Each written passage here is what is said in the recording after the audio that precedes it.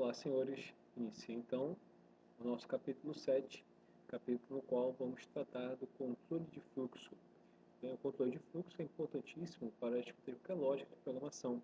E dentro desse capítulo, vamos conhecer a declaração if, a declaração switch, a declaração estrutura de repetição for, while e do while. Vamos começar então pelo if. Muito bem, senhores. O comando de decisão if, tópico 7.1. Para começar, o if quer dizer se.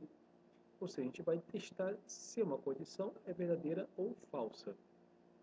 Caso ela seja verdadeira, a gente pode realizar um tratamento, um procedimento, uma ação no nosso código. Caso ela seja falsa, a gente pode fazer alguma coisa, algum procedimento ou não, é opcional. Então vamos começar aqui com a análise do código apresentado. Observe que no exemplo que aqui temos, é feito o uso de operadores relacionais, como eu já havia falado com os senhores. Os operadores relacionais vão ser usados corriqueiramente associado ao controle de fluxo. Então, o que nós temos aqui? Se segundo maior que 59, ou seja, segundo é uma variável. Se ela tiver um valor maior que 59, se for true, for verdadeiro, os comandos, o bloco de comando associado ao if, note que temos uma chave abrindo aqui e uma fechando aqui embaixo, será executado. Ou seja, o que vai ser feito aqui? Segundo vai ser zerado e minuto vai ser incrementado. Então, esse aqui é um exemplo de uso da estrutura if. Ou seja, a gente faz um teste se a variável segundo apresentar um valor que é maior que 59, faça. Faça o quê? A variável segundo igual a zero e a variável minuto é incrementada. Então, esse aqui é um exemplo de uso da estrutura if, da estrutura se. O if else seria o quê? A gente faz o tratamento. Se segundo maior que 59, como no exemplo anterior, segundo igual a zero, o minuto vai incrementado.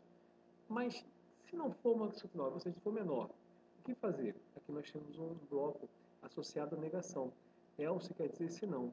Ou seja, nesse exemplo que nós temos aqui apresentado, se a variável segundo for maior que 59, temos segundo igual a zero e minuto mais, ou seja, minuto é incrementado. Se não, ou seja, caso isso aqui não seja verdadeiro, seja falso, esse bloco vai ser executado.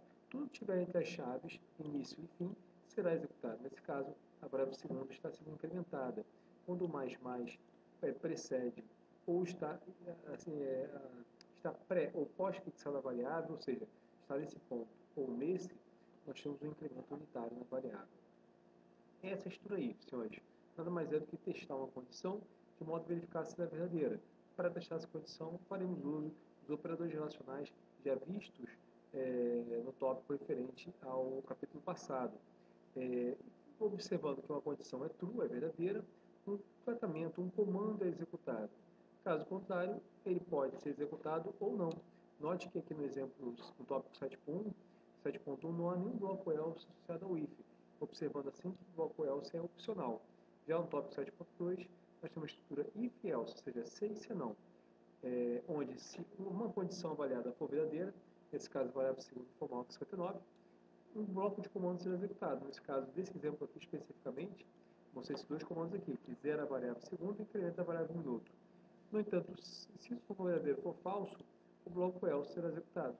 O bloco else que faz nada mais que incrementar a variável segundo. Vamos agora continuar nosso estudo, então, e ver o bloco if else, que é o que está no mesmo tópico que nós estamos estudando agora. O que seria esse if else? Seria uma forma nova de testar outras condições, ou seja, verificar se a variável que está sendo testada apresenta outros valores diferentes do que foi testado no if. Vou fazer com um exemplo juntamente com o senhor, fica mais claro o que eu estou falando. Vamos declarar que é uma variável x e vamos inicializá-la com o valor 1. Vou fazer aqui o seguinte teste, a seguinte declaração de controle. If, que é o C, tá?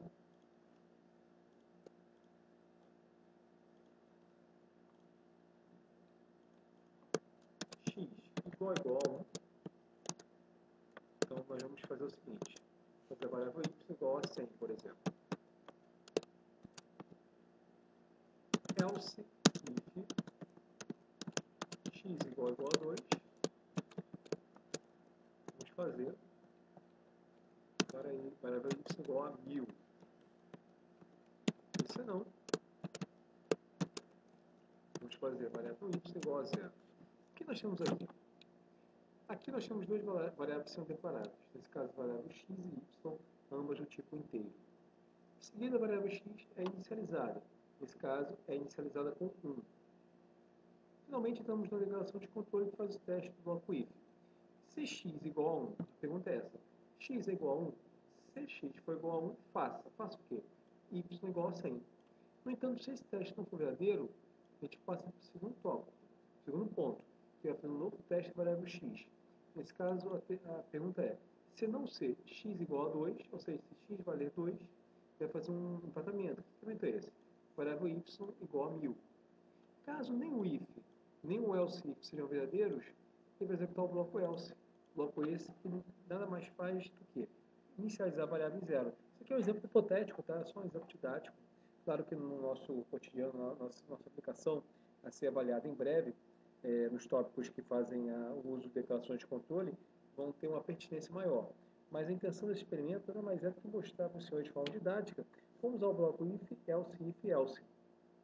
Num teste variável, nós declaramos duas variáveis, nesse caso a variável x e y, e inicializamos x com um valor.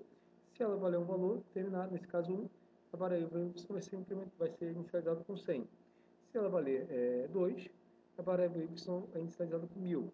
E se ela não for nem 1 nem 2, no caso a variável y vai ser inicializada com 0. Muito bem, dando prosseguimento ao nosso estudo, vamos conhecer agora o bloco switch case. O bloco switch case é outra forma de escrever o if.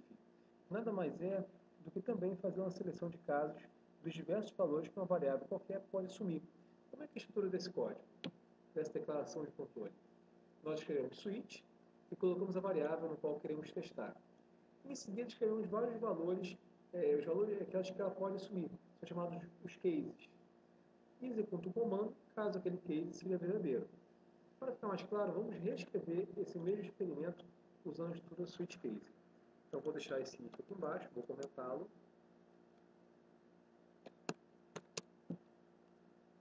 Vou botar de múltiplas linhas. E aqui eu vou escrever switch, a variável em teste, no caso, a variável x. Caso 1, ou seja, eu estou fazendo uma seleção de casos que a variável x pode assumir. Caso ela assuma o valor 1, o que faremos? Nesse caso, x, y igual a 100. Da mesma forma que no exemplo anterior, usando if. Se não há mais comandos a ser executados, você coloca a declaração break. O break serve para encerrar o tratamento case. Depois, case 2, ou seja, caso a variável x venha a valer 2. Vamos fazer y igual a 1000. Encerramos com o tratamento break. Caso a variável x não venha a valer nem 1 nem 2, escrevemos default. O default seria o else do switch, onde aqui faremos y igual a 0. Usar o break agora é opcional, já que esse é o último tratamento. Eu vou usar aqui, mas saibam que ele é opcional. A gente pode usar ou não, no último teste, o case. Tá? Então, o que nós fizemos aqui foi a mesma coisa do exemplo passado que faz uso do if. Só que usar o switch ou o if é critério do programador. Você pode usar as duas formas, já que elas fornecem o mesmo resultado. Realmente é uma questão de gosto do programador usar o if ou o switch. Vamos então agora conhecer um método de estrutura de repetição. O que seria esse método de estrutura de repetição? Seria uma forma de fazer um procedimento periódico, economizando com isso código.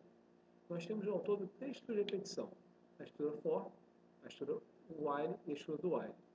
Vou fazer um experimento para ficar mais fácil a gente entender isso. Vou vir aqui.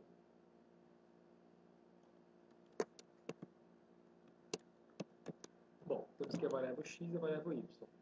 Digamos que fosse solicitado para incrementar a variável x, primeiro, inicializá-la com o valor, 1. E em seguida, incrementá-la 5 vezes, ou seja, somar a ela 1 5 vezes. Ou seja, faremos isso aqui, x mais, que é igual a x mais 1, tá?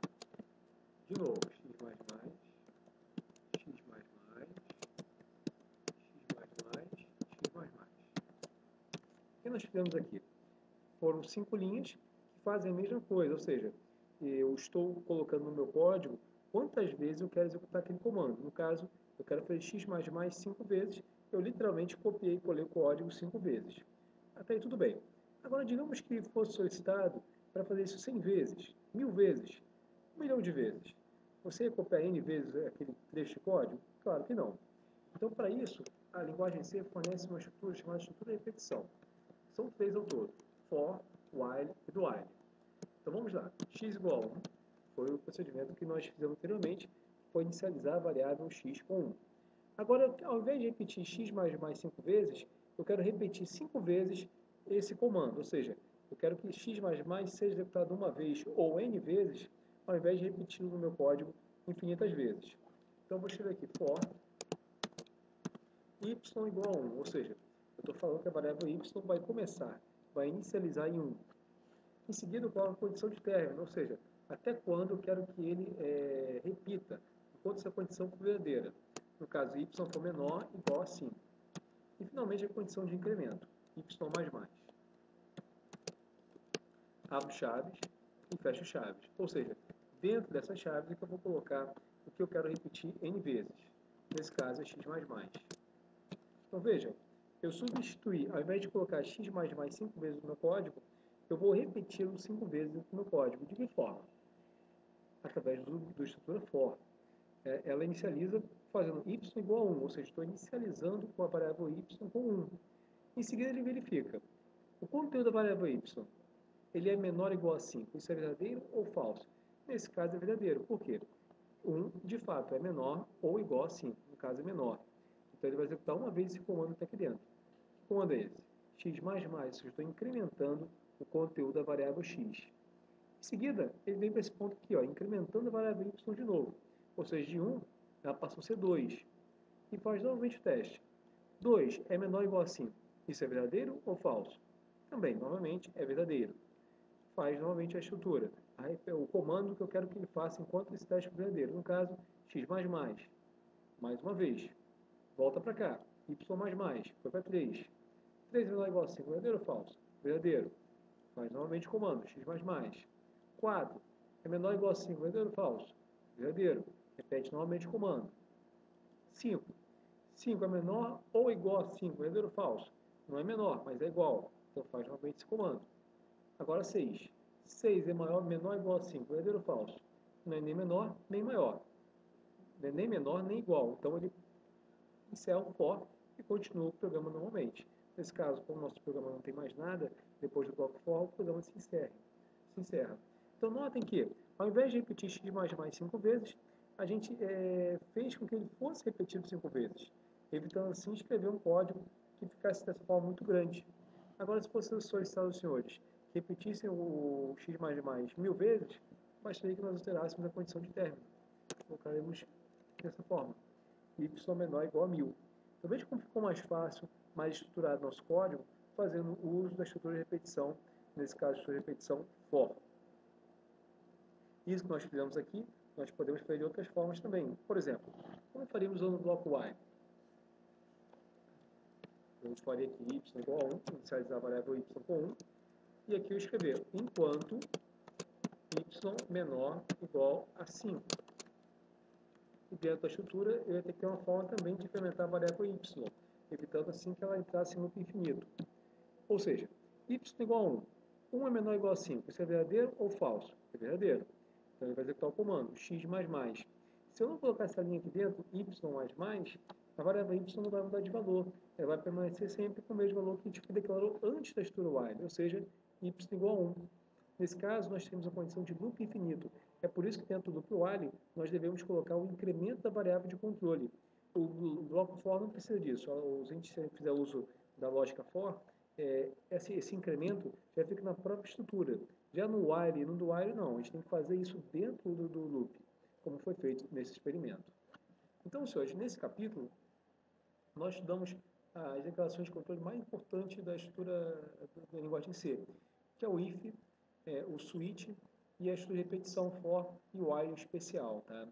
Eu vou pedir aos senhores então, que revisem o conteúdo apresentado, tanto da videoaula quanto da apostila, de modo a complementar o que foi estudado, para nos preparar para o próximo capítulo, dando prosseguimento assim ao nosso estudo. Agradeço a atenção de todos. Em caso de dúvida, fique à vontade de contatar e até mais.